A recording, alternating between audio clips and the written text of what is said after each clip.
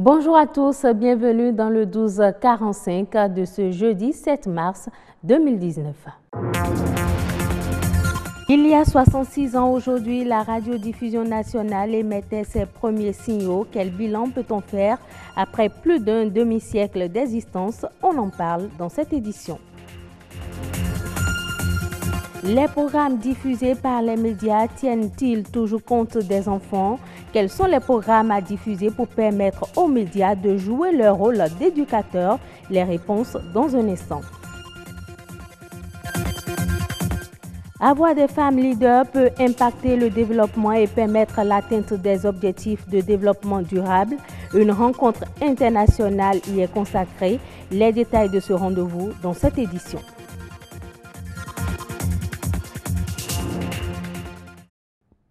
Aujourd'hui, 7 mars 2019, la radiodiffusion nationale célèbre ses 66 ans de vie, un parcours jonché de difficultés et pourtant, elle résiste et s'adapte malgré les nouveaux enjeux liés aux nouvelles technologies de l'information et de la communication. Radio nationale, 66 ans après, état des lieux et défis, c'est un élément signé Mathieu Sokeno, Ulvaïs Balogun. 66 ans de vie et pourtant elle n'a pris aucune ride. La radiodiffusion nationale continue aujourd'hui de faire le bonheur de ses auditeurs.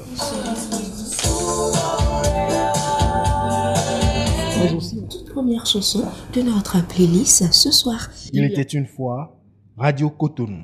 L'histoire a démarré comme pour toutes les radios dans un petit local et c'était une prouesse technologique à l'époque pour les populations dahoméennes qui suivaient les premières émissions de ce qui est aujourd'hui Radio Bénin mais qui avait commencé ce jour du 7 mars 1953. L'histoire, c'est l'histoire des hommes, des responsables qui se sont succédés à la tête. C'est l'histoire des pionniers, c'est l'histoire des programmes également qui se sont succédés. De Radio Cotonou, en passant par Radio Dahomey, la voix du progrès, la voix de la révolution et aujourd'hui Radio Bénin, les pionniers se souviennent de leur début.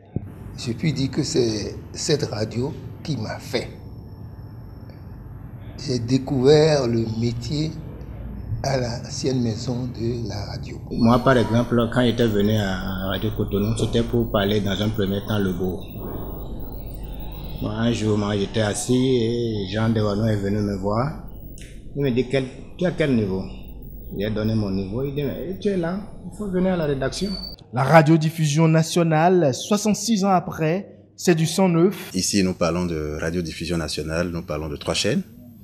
Radio Bénin, la chaîne mère, Radio Bénin Alafia qui aura 4 ans, et Atlantique FM, la chaîne pour les jeunes, la 3e chaîne, et c'est l'ensemble de ces chaînes-là qui forment la radiodiffusion nationale.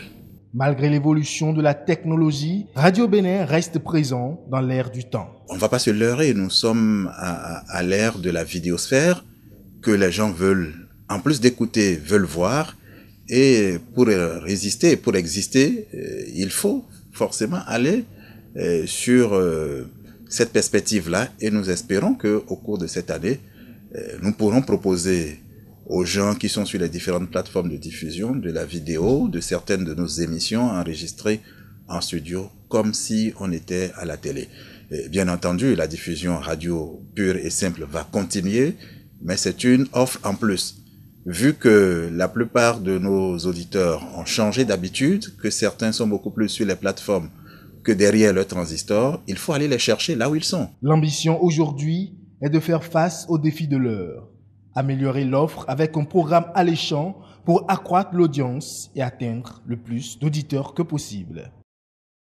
La communauté internationale a célébré hier la journée mondiale de la radiodiffusion et de la télévision en faveur des enfants. Depuis longtemps, les médias audiovisuels jouent un rôle important dans la formation de l'homme. Faut-il laisser les enfants regarder la télévision ou écouter la radio?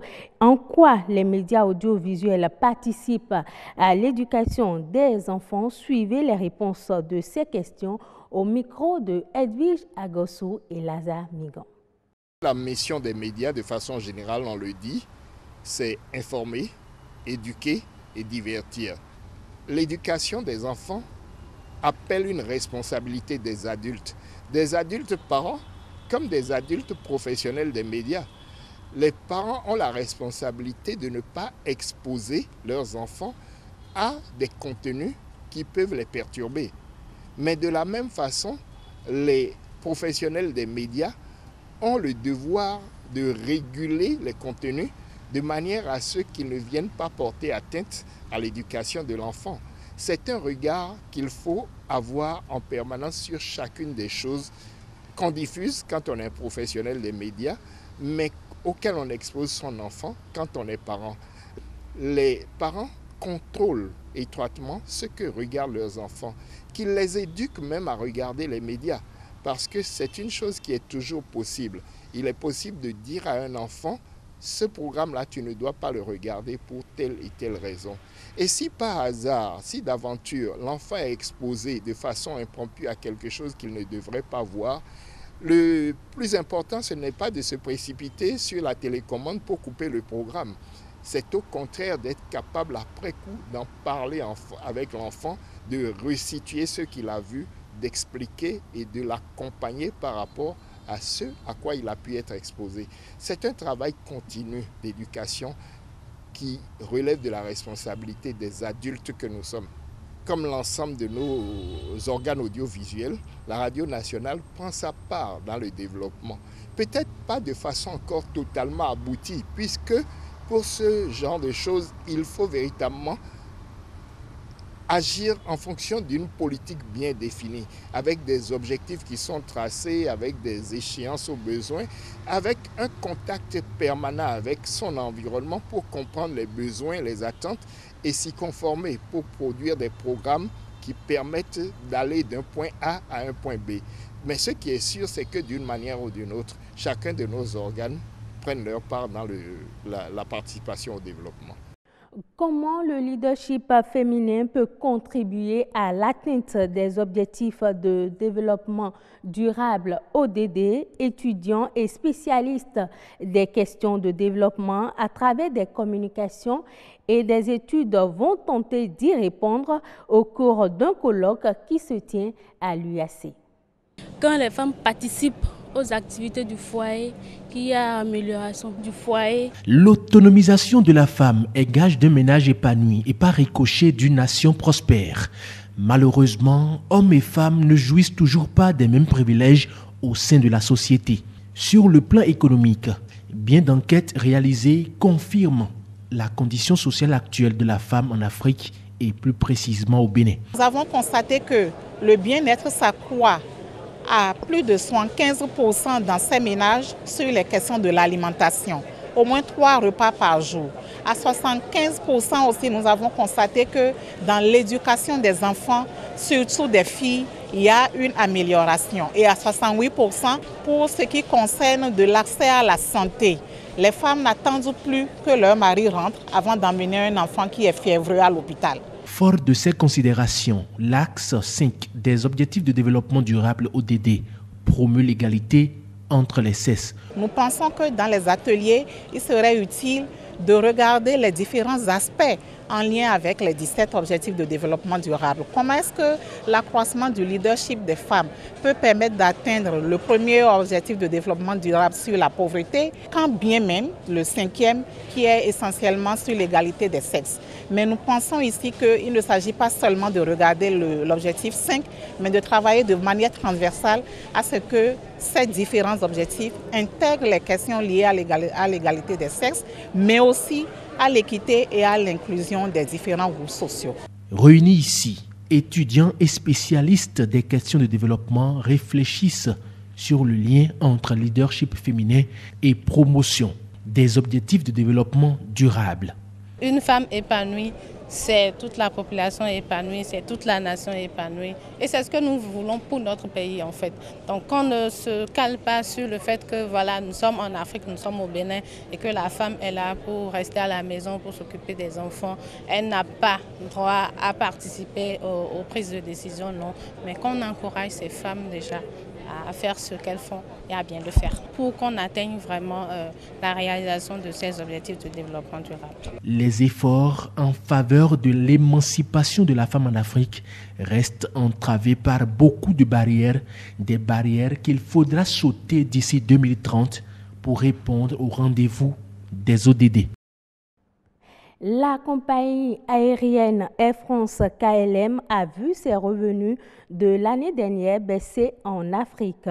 Les ventes de billets sur ce continent sont estimées à 1,12 milliard d'euros, soit environ 560 milliards de francs CFA, contre 1,17 milliard d'euros, soit environ 585 milliards de francs CFA pour l'année 2017.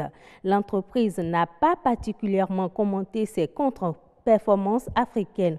On peut toutefois comprendre que cette baisse est en ligne avec la réduction de 1,6% du nombre de sièges au kilomètre offerts. Il faut aussi ajouter la rude guerre des prix qui est perceptible sur le continent et qui ne permet pas aux transporteurs traditionnels de conserver leur part de marché. En Égypte, le gouvernement veut construire 40 000 nouveaux logements dans sa nouvelle capitale administrative en plein désert d'ici 2020.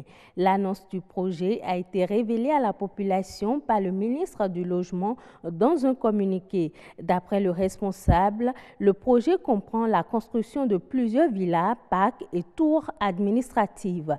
Les logements vont s'étendre sur plusieurs hectares. En initiant ce projet, les autorités veulent faire de la nouvelle capitale du pays l'une des plus belles villes du continent et l'un de ses principaux pôles touristiques. Ainsi, le parc central du nouvel ouvrage devrait pouvoir accueillir plus de 2 millions de visiteurs par an.